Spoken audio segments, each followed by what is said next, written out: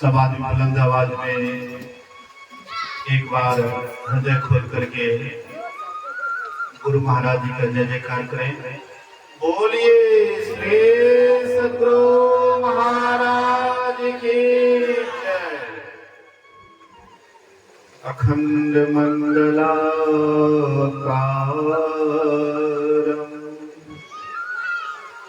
व्याप्तं येन चराचरं तत्पदं दर्शितं येन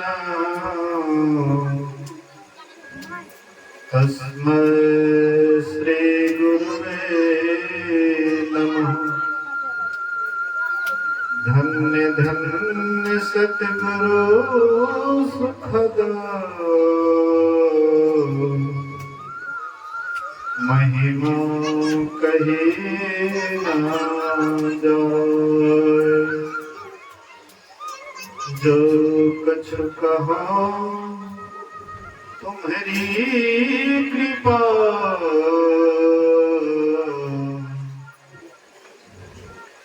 मोते कछो ना बसाए।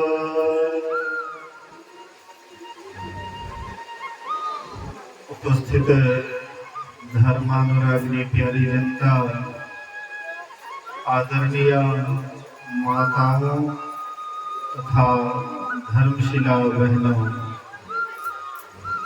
त्रिदिवसीय संतमत सत्संग का आयोजन की जगह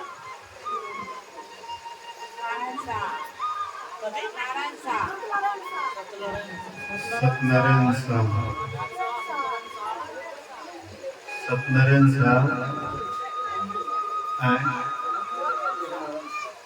बड़े का नाम सत्यनारायण साहब, तीनों भाई मिलकर के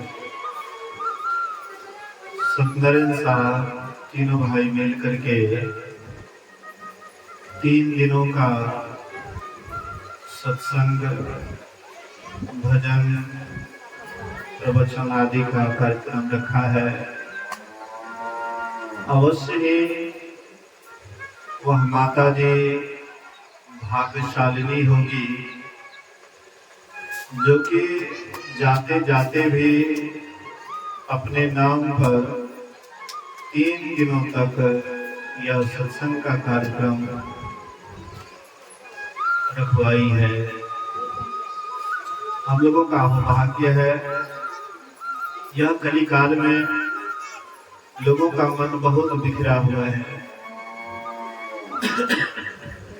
इस कलियुग में लोग नाच, ड्रामा, ऑर्केस्ट्रा आदि कार्यक्रम होता है तो उसमें बढ़ चढ़ के लोग भाग लेते हैं। लेकिन जहाँ पर भगवान की चर्चा होती है, सत्संग का कार्यक्रम होता है, लोग नहीं के बराबर उसमें आते हैं, क्योंकि रमन चमन उनके जैसा जो मन खोजता है, मन के मुताबिक रमन चमन नहीं मिलता है। इसलिए लोग आना नहीं चाहते। जैसे आप देखिएगा हीरे जवाहरात की दुकान पर कौन भीड़ रहती है। जहाँ पर मनिहारा दुकान है वहां पर देखिए एकदम ठसाठस भीड़ है। कम रुपये वाले भी मनिहारा दुकान पर चले जाते हैं, लेकिन सोने चांदी दुकान पर या हीरे जवाहरात वाला दुकान पर बहुत कम लोग जाते हैं। ऐसे ही सत्संग बहुत अनमोल चीज है, सबके समझ में नहीं आता है। गोस्वामी तुलसीदास जी कहते हैं, यही सर आवत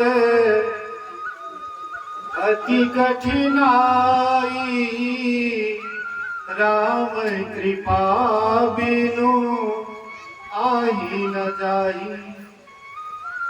कहते हैं यही सर आवत अति कठिनाई। ये सत्संग रूपी तालाब में डुबकी लगाना कहते बड़ा कठिन काम है।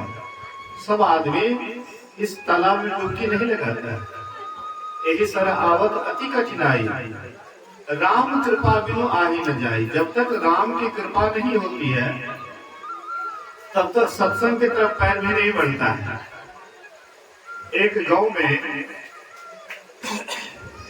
एक महात्मा जी आए हुए थे, तो गांव से बाहर ही अपना निवास रखे थे और लोग उसके यहाँ जाते थे, महात्मा जी के पास जाते थे, प्रणाम करते थे और कहते थे महात्मा जी माता जी मन लगे बढ़िया से बैठे बैठे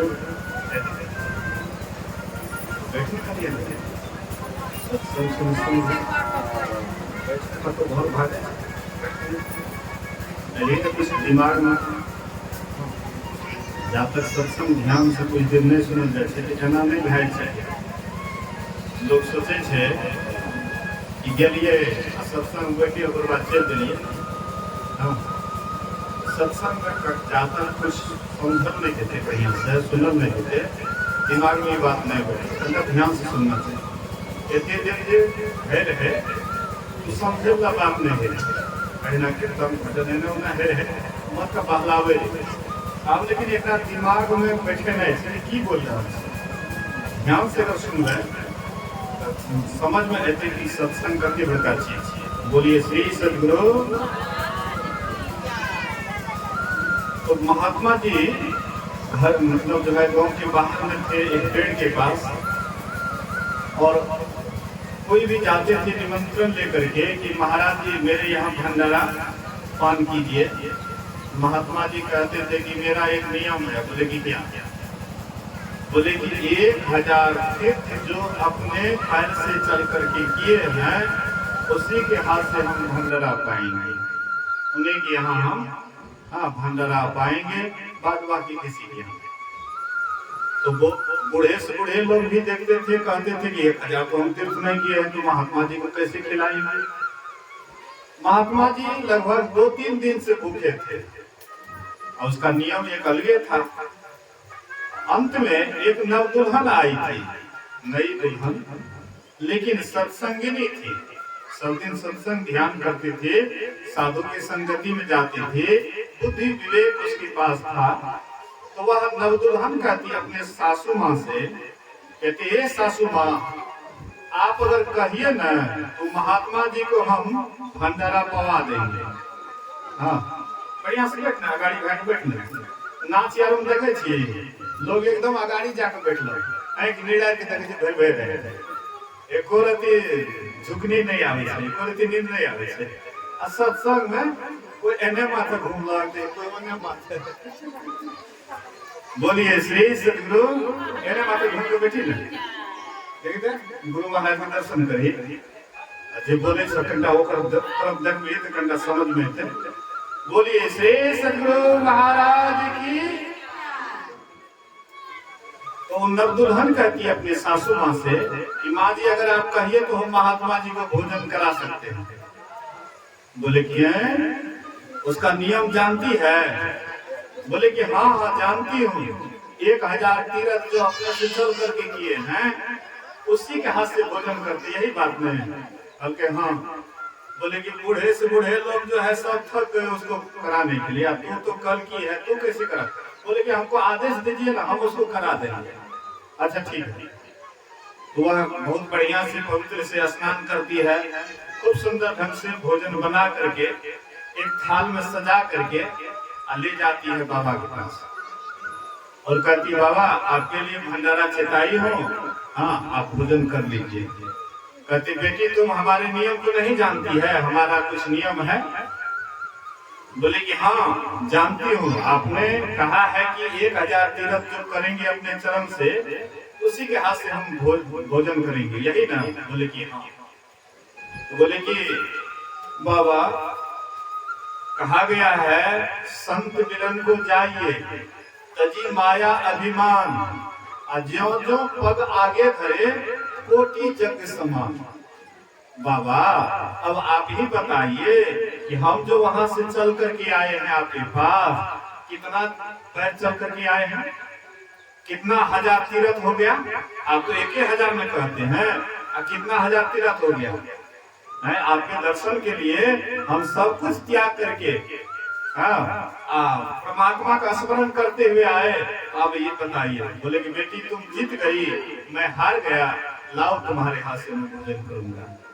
तो देखिए, बूढ़े बूढ़े लोग भोजन नहीं करा सके, लेकिन कल की दुल्हन जो नई दुल्हन आई थी वो भोजन करा दी महात्मा। ये कहाँ का चमत्कार है? वो स्वामी तुलसीदास जी कहते हैं, बिनु सत्संग विवेक न होई, राम कृपा बिनु सुलभ न सोई। कहते बिना सत्संग का विवेक नहीं होता है। विवेक किसको कहते हैं?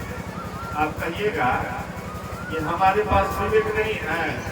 विवेक नहीं तो कमाते हैं कैसे, खाते हैं कैसे, बच्चे को खिलाते हैं कैसे, सबका लालन पालन कैसे करते हैं, पूरा परिवार कैसे चलाते हैं?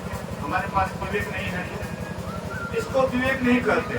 आप जो कमाते हैं, खाते हैं, घर परिवार का देखरेख करते हैं, पढ़ाते लिखाते हैं, इसको विवेक नहीं कहा गया, इसको बुद्धि कहा गया। बुद्धि के द्वारा आप संसार का काम करते हैं, लेकिन विवेक अलग चीज है। विवेक क्या है?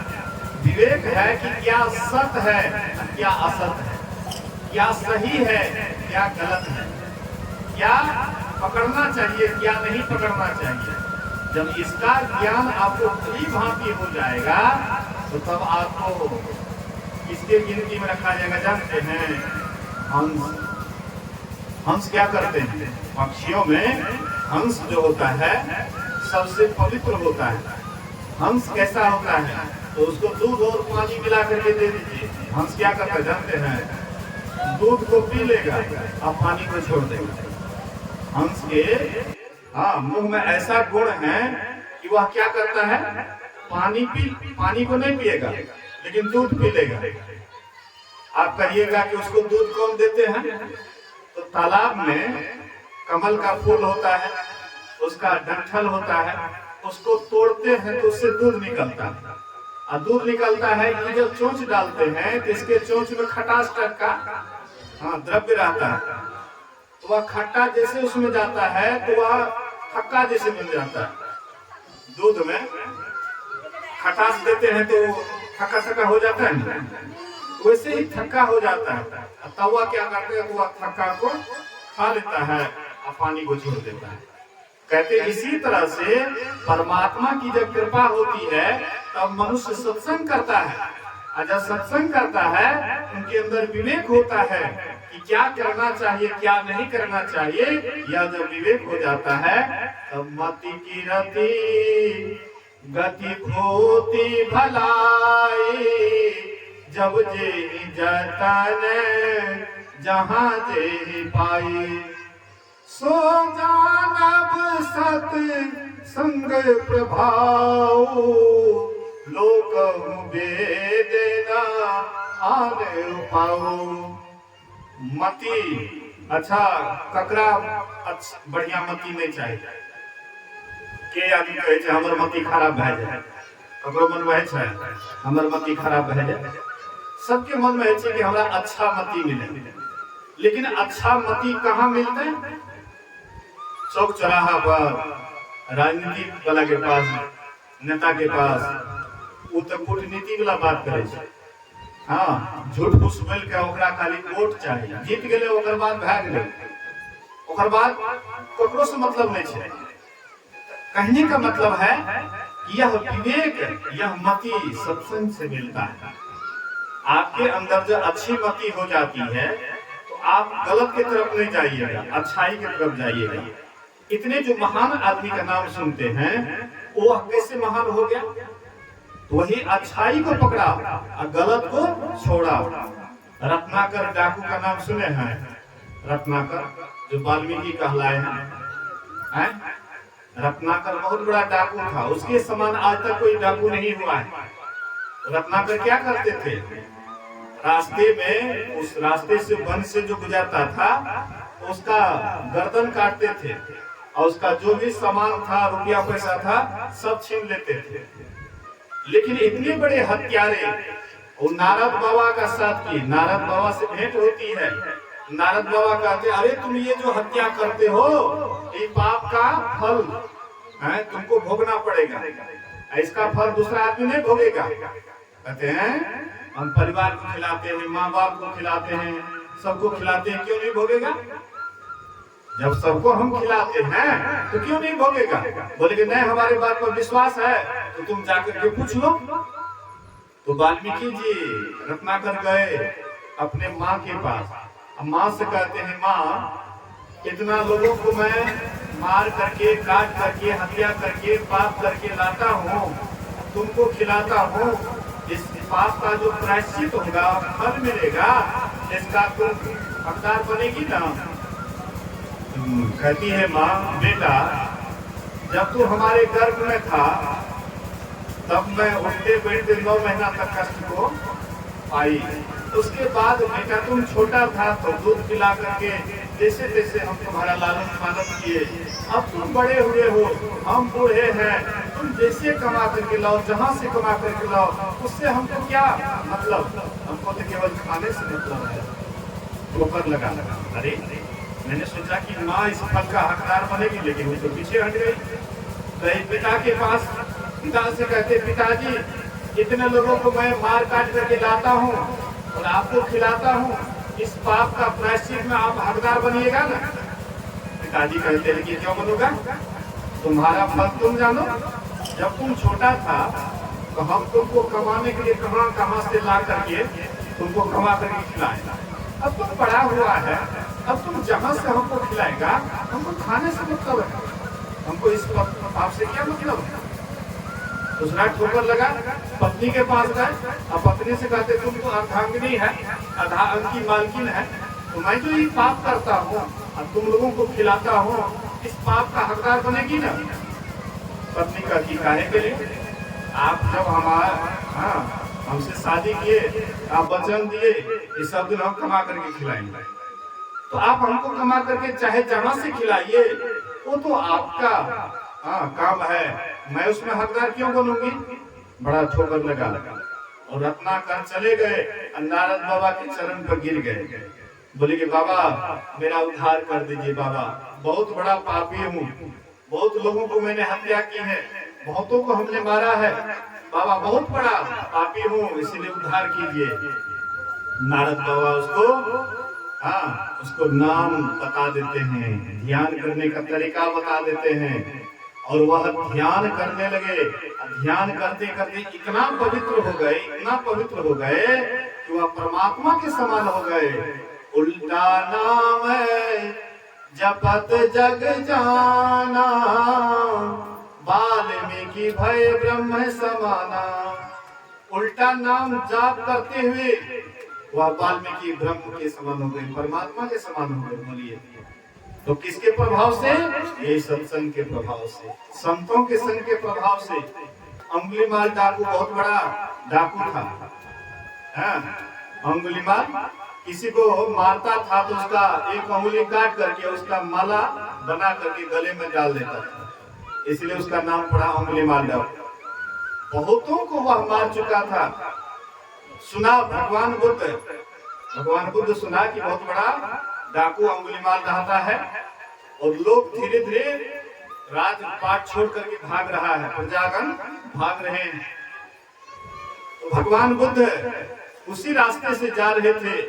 राजा प्रसेनजीत कहते हैं कि भगवान उधर मत जाइए, बहुत बड़ा हत्यारा डाकू है, वो आपको बचने के लिए नहीं देगा, उधर मत जाइए। लेकिन भगवान बुद्ध उधर चलते गए। जाते जाते जब अंगुलीमाल डाकू के पास गया तो अंगुलीमाल बहुत तेजी से दौड़ता है। अब भगवान लोग धीरे धीरे जा रहे थे, अंगुलीमाल बहुत तेजी से दौड़ रहा था, मतलब दौड़ते हुए घोड़े को भी पकड़ लेते थे, चलते हुए रथ को पकड़ लेते थे, लेकिन भगवान बुद्ध जो धीरे धीरे चल रहे थे उसको पकड़ नहीं पा रहे थे। दौड़ते दौड़ते जब थक गए उसके बाद कहते ठहरो। अंगुलीमाल कहता है भगवान बुद्ध से ठहरो, तो भगवान बुद्ध कहते मैं तो ठहर गया, तुम कब ठहरोगे? अरे मैं तो ठहर गया, तुम कब ठहरोगे? उसको आश्चर्य लगा कि लोग मेरे आवाज को सुन करके उसको लैट्रिन पेशाब हो जाता है, कपड़ा में ही। लेकिन ये कैसे आदमी है निर्भीक, कोई डर नहीं। बोले कि आप कौन है? बोले कि कोई हूँ। उससे क्या मतलब है? बोले कि इतने जो तुम मारते काटते हो, क्या तुम इसको जिला सकते हो? बोले कि आम का डार तोड़ करके लाओ। तो आम का डार एक को तोड़ करके लाए। बोले कि फिर उसको जोड़ दो, जहां से तोड़े हो वहां पर जोड़ दो। कहते ये कैसे हो सकता है? जो डार टूट गई वो कैसे जुटेगी? बोले कि जब तुमको जिलाने की शक्ति नहीं है तो तुम मारते क्यों हो? भला किसी का कर न सको तो बुरा किसी का मत करना। फूल नहीं बन सकते तो तुम कांटे बंद कर मत रहना। अगर किसी का तुम भला नहीं कर सकते हो तो बुरा भी करने का तुम्हें कोई अधिकार नहीं है। अंगुलीमाल को बड़ा जबरदस्त ठोकर लगा तो कहते हैं कि इतना हत्या करते हो, इस पाप का प्रायश्चित कैसे? हाँ, सबको तुम ही को भोगना पड़ेगा। अंत में उनके चरण पर गिर गए और अंगुलीमाल को साधु बना दिए। तुरंत सन्यासी वस्त्र, गेरवा वस्त्र पिन्हा दिए। उधर से राजा प्रसेनजीत पूरा सेना सज करके आ रहे थे कि आज अंगुलीमाल को छोड़ेंगे नहीं, आज इसको समाप्त कर देंगे, मारिए देंगे। अंगुलीमाल डाकू उधर से भगवान को जो उनके पीछे पीछे, भगवान को उनके पीछे पीछे अंगुलीमाल आ रहा था। तो राजा प्रसेनजीत उधर से आ रहा था, बोले कि आज अंगुलीमाल को छोड़ेंगे नहीं। तो भगवान को तो पूछते हैं अगर वह साधु हो गया होगा तब क्या करोगे? बोले कि तब उसके चरण में प्रणाम करेंगे। तो भगवान को तो पकड़ करके खींच करके सामने रख दी, सामने दे दी। बोले कि यही अंगुलीमाल का विश्वास नहीं हो रहा था राजा प्रसेनजीत को, यही अंगुलीमाल डाकू है। ये तो एकदम साधु लगता है, ये तो बहुत बड़ा हत्यारा था। देखिए कितना बड़ा दुष्ट से दुष्ट आदमी भी सत्संग पा करके उसका भी सुधार हो गया, उसका भी उद्धार हो गया। हम लोगों का नहीं होगा। हम लोग को अंगुलीमाल है, हम लोग को रत्नाकर है। अरे छोटा मोटा हम लोगों से कभी कभार गलती हो जाती, कभी कभार छोटा मोटा पाप हो जाता है, लेकिन उतने बड़े तो नहीं है। तो हम लोग कम हैं, कम पाप करते हैं, कम गलती करते हैं, तो हम लोगों का तो जल्दी उद्धार हो जाएगा। उनके पास ढेर पाप था तो उसको उसका उद्धार हो गया, हम लोगों का नहीं होगा। माँ सबरी है जाति की मुसरणी, देखिए साधु महात्मा का संग किए, उसका भी उद्धार हो गया, उसका भी कल्याण हो गया। भगवान श्री राम आए न उनके हैं, उसकी कुटिया पर आए थे ना, बहुत ऋषि मुनि सब मतलब भगवान राम का बाट जोग रहे थे कि मेरे यहाँ पहले आएंगे, मेरे यहाँ पहले आएंगे। लेकिन भगवान राम किसी की यहाँ नहीं जाकर के सीधा माँ सबरी के आश्रम पर गए। इसलिए क्यों? यही सत्संग का प्रभाव, यही भक्ति का प्रभाव। हम आप भी सत्संग करिएगा, भक्ति करेंगे तो परमात्मा मेरे घर भी आएंगे। कहते हैं तू सबरी जैसी भक्ति कर प्रभु राम तेरे घर आएंगे। तू सबरी जैसी भक्ति कर प्रभु राम तेरे घर आएंगे। ऐसे है मेरे राम, ऐसे है मेरे राम, ऐसे है मेरे राम, ऐसे है मेरे राम। तू सबरी जैसी भक्ति कर प्रभु राम तेरे घर आएंगे। परमात्मा तुम्हारे यहाँ चल करके आएंगे, राम तुम्हारे यहाँ चल करके आएंगे। भक्त को भगवान खोजते हैं, भक्त को खोजना नहीं पड़ता। हम लोग जाते कहाँ भगवान को खोजने के लिए? तीर्थ करने के लिए, व्रत करने के लिए, भोला बाबा को बैजनाथ धाम में पानी चढ़ाने के लिए, जल चढ़ाने के लिए जाते हैं ना। लेकिन भगवान के पास जाते, भगवान को आना पड़ेगा। अगर हमारे पास क्षमता हो जाए, अगर हमारे अंदर भक्ति हो जाए, अगर हम सत्संग भजन खूब मन लगा करके करने लगे तो भगवान को आना पड़ेगा। भक्त बड़ा भगवान बड़ा, दोनों में सबसे कौन बड़ा है? भक्त बड़ा भगवान बड़ा, दोनों में सबसे कौन बड़ा? भक्त बड़ा है। भगवान को जहां बुलाता है वहां पर भगवान को आना पड़ता है। लेकिन भगवान जहां बुलाता है भक्त को, भक्त नहीं जाता है, भगवान को ही आना पड़ता है। क्योंकि भगवान भी भक्ति के भूखे हैं, सत्संग भजन के भूखे हैं। जो सत्संग भजन करते हैं उसके यहाँ भगवान आते हैं। इसलिए हम आपको भी सत्संग से लग करके रहना चाहिए। सत्संग करते करते आपके अंदर ज्ञान होता है। ज्ञान 4 तरह के हैं। बोलिए श्री सद्गुरु महाराज। ज्ञान 4 तरह के होते हैं। एक है श्रवण ज्ञान, दूसरा है मनन ज्ञान, तीसरा है निधिध्यासन ज्ञान, चौथा है अनुभव ज्ञान। श्रवण ज्ञान कैसा है? संत सुंदरदास जी महाराज कहते हैं, जब ही जिज्ञासा होई चित्त कठोर आनी, मृग जो सुनत नाद श्रवण सुकहिए। श्रवण ज्ञान कैसा होना चाहिए? तो जैसे बांसुरी बजाने वाले व्याधा जब बांसुरी बजाते हैं तो हिरन, मृगा उसकी आवाज को सुनकर के उसके पास चले जाते हैं। गुरु महाराज कहते थे कि वह व्याधा क्या करते हैं, एक केला का थम हल्का जमीन में गाड़ देते हैं और बांसुरी बजाना प्रारंभ करते हैं। तो उस आवाज को सुन करके हिरन व्याधा के पास आते हैं, अकेला थम के सारे अपने शरीर को धर देते हैं और आवाज को सुनने में, बांसुरी की आवाज को सुनने में इतना लवलीन हो जाता है, उसको होश नहीं रहता है कि हम कहाँ हैं। धीरे धीरे वो केला का थम गिर जाता है और मृगा भी गिर जाती है। इसके पैर में एक ही हड्डी होता है। जैसे हम लोगों के पास घुटना है ना, घुटने वाला हम लोग बैठते हैं, घुटना है, उसके पास घुटना नहीं होता। जान से लेकर के एड़ी तक एक ही हड्डी होता है, इसलिए वो बैठती नहीं है। जहाँ भी सोता है तो बस किसी वृक्ष के सहारे थोड़ा क्रोस करके हल्का टेढ़ा होकर के सो जाता है। और जब गिर जाता है तो उठने का साहस नहीं होता है, तो केला का थम गिर जाता है, वो भी गिर जाते हैं। व्याधा उसको पकड़ लेते हैं, मार काट करके उसका मांस बेच लेते हैं, उसका चमड़ा बेच लेते हैं। आप कहिएगा बाबा हम भी सत्संग करेंगे तो हमारा भी यही सजा होगा क्या? नहीं, उल्टा। अगर आप सत्संग को खूब बढ़िया से सुनिएगा तो यमराज आपको कुछ नहीं बिगाड़ेगा। यमराज आपको प्रणाम करेंगे। एक ही आदमी से यमराज डरते हैं, जो सत्संग करते हैं, भक्ति करते हैं, यमराज उसको आदर करते हैं, उसको प्रणाम करते हैं। ये इसका नाम सुने होंगे ध्रुव जी महाराज का। ध्रुव जी महाराज का जब अंतिम समय हुआ तो आए मृत्यु देवता, कहते हैं कि चलिए आपके विमान आया है। जो भक्त होता है उसके लिए विमान आता है, रथ आता है ले जाने के लिए। और जो भक्ति नहीं करते हैं, सत्संग नहीं करते हैं, उसको रथ नहीं बल्कि उसको मतलब जो है बांध करके और मुंगरी मार मार करके यहाँ से ले जाता है। उसको बहुत दंड देता है, मारता पीटता है। केवल भगवान की भक्ति जो करते हैं उसी का वे आदर करते हैं। मृत्युदेव, तो वह मृत्युदेव कहते महाराज चलिए रथ पर बैठिए, अब आपका अंतिम समय हो गया है। आदर के साथ हाथ जोड़ करके, कर जोड़ करके कहते महाराज बैठिए। ध्रुव जी महाराज कहते तुम्हारे रथ का पोदान बहुत ऊंचा है, इसलिए हम नाटा कट के हम कैसे चढ़ेंगे, हम नहीं जाएंगे, जाओ ले जाओ। कहते महाराज रथ का पोदान ऊंचा है ना, तो हम बैठ जाते। तो पहला चरण जो है मेरे सिर पर दीजिए और दूसरा चरण रथ के पोदान पर दीजिए। महाराज चलिए, हाथ जोड़ करके विनती करते हैं। पहला चरण ध्रुव जी महाराज मृत्यु के माथा पर रखे और दूसरा चरण रथ के पोदान पर, और आराम से विमान पर बैठ करके गए। बोलिए कितना आदर।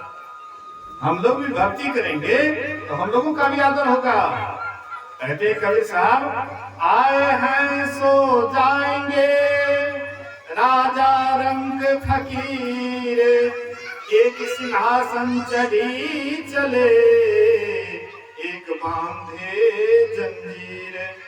कबीर साहब कहते हैं कि आए हैं सो जाएंगे। इस संसार में जो आए हैं सबको यहाँ से जाना है, लेकिन एक सिंहासन चढ़ी चले, एक रथ पर बैठ करके, विमान पर बैठ करके जाता है और दूसरा जंजीर में बंद करके जाता है, मारते पीटते हुए ले जाता है। तो हम आप क्या चाहते हैं? क्या मारते पीटते हुए यमराज के हाथ में जाना चाहते हैं? यमराज का मार खाना चाहते हैं? कोई भी ऐसा नहीं चाहेगा, लेकिन केवल चाहने से होगा। इसलिए कहते हैं सत्संग बढ़िया से सुनिएगा तो यमराज का मारने लगेगा। जब ही जिज्ञासा होई चिते कठोर आनी, मृग जो सुनत नाद श्रवण सो कहिए। उसके बाद कहते हैं कि दूसरा ज्ञान है मनन ज्ञान। मनन ज्ञान आप लोग देखते हैं कि आग जब धधकता है और जब बारिश हो जाती है, हाँ अग्नि जब कहीं पर लगता है, बारिश हो जाती है, अग्नि बुझा जाता है, आग बुझा जाता है पानी डालने के बाद। तो ये जो हम आप सत्संग सुन रहे हैं ये भी आग के समान है। और जैसे माया रूपी बारिश होती है तो ये भी बुझ जाता है। लेकिन दूसरा ज्ञान है मनन ज्ञान। जब आप सत्संग सुनते हैं उसको चिंतन करिएगा, मनन कीजिएगा, मन में विचार कीजिएगा बाबा क्या बात सुनाए, क्या सही था क्या गलती था, हाँ ये बात बिल्कुल ठीक था, अगर ऐसा हम करेंगे हमारा उद्धार हो जाएगा। तो इसको कहते मनन ज्ञान। वो आपके अंदर ठहर गया। तो मनन ज्ञान क्या है? बिजली के समान है। और बिजली जब बारिश होती है तो देखिएगा कि बिजली कभी कभी जाती है और नहीं तो बिजली नहीं जाती। हाँ बिजली बारिश पर भी रहती ही है। तो ये बिजली के समान है। तीसरा ज्ञान है निध्यासन ज्ञान। निध्यासन ज्ञान मतलब जीवन को उतार लेना। सत्संग सुने उसके बाद उस पर चिंतन किए, मनन किए और उसको जीवन में उतार दिए। दीक्षा लेकर के खूब ध्यान भजन मन से करने लगे। इसको कहते हैं निध्यासन ज्ञान, अंत में अनुभव ज्ञान। पहला ज्ञान है, शुरुआत ज्ञान का कहाँ है, कहाँ से है? तो कहते हैं श्रवण ज्ञान। इसलिए श्रवण ज्ञान चाहिए। बोलिए प्रेम से श्री सद्गुरु। तो श्रवण ज्ञान कैसा होना चाहिए? तो कहते हैं मृगा के समान। गुरु महाराज जी एक बार उधर मानसी खगड़िया जाते हैं ना, मानसी तरफ कहीं अधिवेशन हो रहा था। एक पति पत्नी और उसका छोटा बच्चा था, उसको घरे पर छोड़ दिए और गए सत्संग सुनने के लिए। दोनों पति पत्नी चले गए और बच्चा छोटा सा था उसको छोड़ दिए घरे पे। तो माँ बाप चले गए सत्संग सुनने के लिए। बच्चा जंगली रास्ता से जा रहा था, रास्ता जंगली था, एक पेड़िया और दोनों तरफ जंगल था। तो बच्चा जा रहा था, उधर से एक विषैला सर्प आता है और बच्चा के पैर में दंश मार देता है। तो बच्चा कहता है, देखिए बच्चा कहता है कि हमारे माँ बाप चले गए सत्संग में तो गुरु महाराज हमको मरने के लिए दे देंगे। बच्चा कहता तुतली भाषा में कि हमारे माँ बाप चले गए सत्संग सुनने के लिए तो गुरु महाराज हमको मरने के लिए दे देंगे। वो जो सांप काट करके जा रहा था फिर वह सांप लौट जाता है और लौट करके उलट करके फिर काटता है। मतलब जितना भी उसके शरीर में विष था वह चूस लेता है और फिर निकल जाता है। बच्चा एकदम टनाटन, किसी प्रकार का भी उसको दिक्कत नहीं हुआ। जब उसके माँ बाप आए तब वह बच्चा कहता है ऐसी बात। तो देखिए जो सत्संग करते हैं, जो ध्यान करते हैं उसका जल्दी मतलब बेजार नहीं होता है। इसीलिए गुरु महाराज उसकी रक्षा करते हैं। तो कहने का मतलब है हम लोगों को भी सत्संग बड़ा गौर से सुनना चाहिए। अगर सत्संग सुनिएगा तो थोड़ा चिंतन करिएगा और थोड़ा उसको जीवन में उतारिएगा। अंत में अनुभव ज्ञान होगा। अब अनुभव ज्ञान होने के बाद फिर तो करना क्या है, फिर तो आप कहीं भी रहिएगा तो आप सत्संग ध्यान करते रहिएगा। तो धीरे धीरे आपका मन परमात्मा में लग करके आप एक परमात्मा में जाकर के परमात्मा को प्राप्त कर लीजिएगा। फिर आवागमन का सदा के लिए अंत हो जाएगा। इसको सुनिए, समझिए, जीवन उतारिए।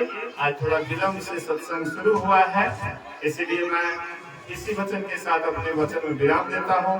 कल भरपूर सुनाऊंगा। कल से समय से सत्संग शुरू होगा। सुबह प्रातः समय से शुरू होगा। आप लोग पूरा जमजुट करके आइएगा। जितना आप जमजुट करके आइएगा उतना ही हमको सुनाने में मन लगेगा।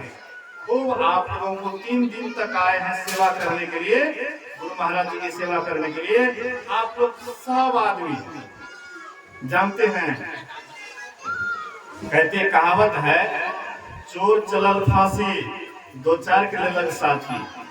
चोर जब फांसी पर लटकने के लिए जाता है तो सोचता है दो चार हमारे साथ में लटक जाए, लेकिन हम लोग फांसी पर चढ़ने के लिए नहीं बल्कि आवागमन से छूटने के लिए जा रहे हैं, तो दो चार को साथ क्यों नहीं लेंगे। इसलिए हम अपने अगल बगल के अड़ोस पड़ोस को समझा बुझा करके कि बाबा बहुत दूर से आए हैं, चलो सत्संग सुनने के लिए। अगर सुनिएगा 3 दिनों तक बढ़िया से, आपके दिमाग में जरूर आएगा कि नहीं अच्छी बात है, इसको करने से हमारा उद्धार होगा, कल्याण होगा। तो आइए कुछ भजन आप लोग सुनिए, उसके बाद आरती की ओर चलेंगे। बोलिए प्रेम से श्री सद्गुरु महाराज की जय।